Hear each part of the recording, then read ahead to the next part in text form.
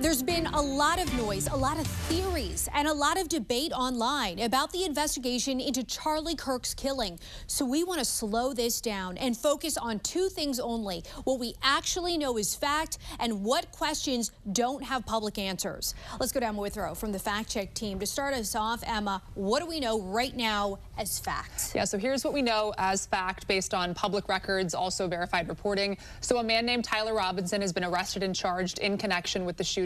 He's currently the only person charged, and no co-conspirators have been named. Also, investigators recovered a rifle near the scene, and that weapon is now in evidence. They say a towel holding the rifle has Robinson's DNA on it, so obviously the rifle exists, so its recovery is not in dispute either. And then beyond that, there's digital evidence. Surveillance video, phone records, and online communications are acknowledged to exist by the feds, but we haven't seen like the physical copies of them quite yet. And theories aside, and we know there are many, what don't we know just yet? There's a lot still that's up in the air. I mean, we haven't seen a full autopsy report. There's also been no public confirmation that the bullet itself was recovered at the hospital or during an autopsy. And if it was, officials haven't released details about its caliber or ballistic markings. Turning Point USA spokesman Andrew Colvett said on X that Charlie Kirk's surgeon called it, quote, an absolute miracle that the bullet that killed him didn't exit his body because dozens of people were standing behind him when he was shot.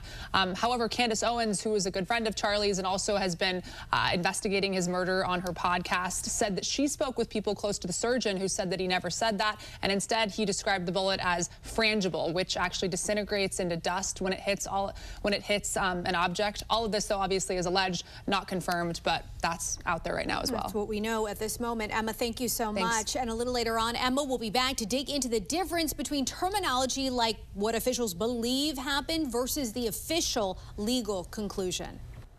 It's been 3 months since Charlie Kirk was shot and killed at Utah Valley University, but many questions surrounding the shooting remain unanswered. Let's go to Emma Withrow from the Fact Check team. And authorities said that they found what they believe to be the weapon used to shoot Kirk. But as you know, there's been a lot of public speculation. Yeah, there has an emphasis on that word believe, because the wording really matters here, because we haven't seen a publicly released ballistics report that shows a definitive match between that rifle and the fatal shot that killed Charlie. And there also hasn't been any official confirmation that the bullet was recovered from Charlie Kirk's body at the hospital. But Turning Point USA spokesman Andrew Colvett said on X that he spoke with Charlie Kirk's surgeon, and he called it an absolute miracle that the bullet that killed him didn't exit his body because dozens of people were standing behind him, obviously, when he was shot. However, Candace Owens, who was a friend of Charlie's and has been investigating his murder on her podcast, said that she spoke with people close to the surgeon who said that he never described it that way. Instead, he described the bullet as frangible, which is a type of bullet that disintegrates